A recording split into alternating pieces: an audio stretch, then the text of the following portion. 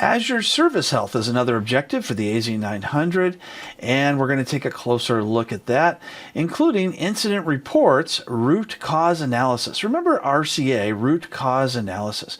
This is going to provide official incident reports called root cause analysis, or RCA, which you can share with stakeholders. So let's say, for example, you had an outage a week ago and you needed to find out exactly what happened. Well, this is where you would go. You would go to Azure Service Health and look at the root cause analysis to find out. Was it an Azure outage? Was it an outage just with that particular resource?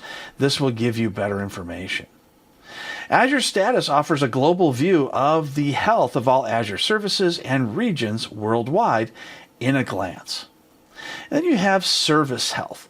Service Health is going to focus on your Azure environment, which is going to provide detailed information about current service incidents, upcoming planned maintenance, and health advisories relevant to your specific subscription and resources. And finally, there's Resource Health. It's going to give you details of the health status of your individual Azure resources, such as virtual machines and storage.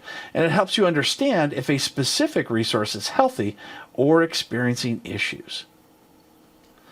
The important thing here for the AZ900 is root cause analysis for previous events that might have happened and what exactly caused those issues. I'm in the Azure portal and I'm going to type in Service Health. And I'll select it from the list. And you can see that now tenant-based alerts are available. That's based on any tenant you might have. And if you have multiple tenants, you might want to see about the health of each one. Here you can see there's no active service issues, so it's a good day for Azure. If I click on planned maintenance, you can see if there's any maintenance that's coming up you need to be aware of.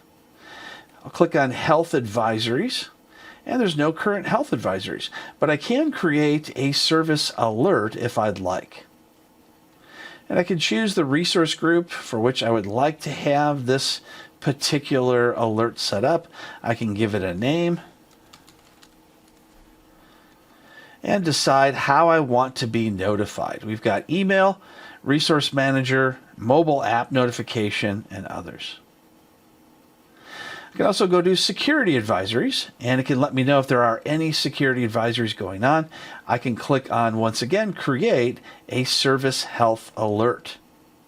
And this will give me information on specific services. So I can go ahead and select from 250 different services. I can choose all of them if I'd like, but I might end up getting a lot of different alerts if I choose that. I can also choose the regions. If I don't do business in certain types of regions, I can go ahead and uncheck those. Or I can just uncheck all of them and then just go back in and individually check the ones I want. And take a look at the event types. We've got the security, planned maintenance. Here we can set up these types of alerts for all the different services. I'm going to click cancel on that. Here's some billing updates if there are any billing updates, and there are not.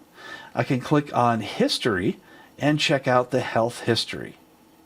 Here you can see a preliminary post-incident review, so I'll select that.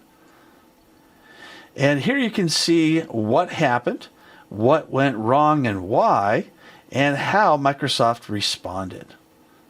This is an important part for your AZ900, so make sure you recall this particular area, the preliminary post-incident review for the RCA. The good news about the AZ900 is that it's going to be a high-level view, so it's not going to ask a lot of details about these post-incident reviews.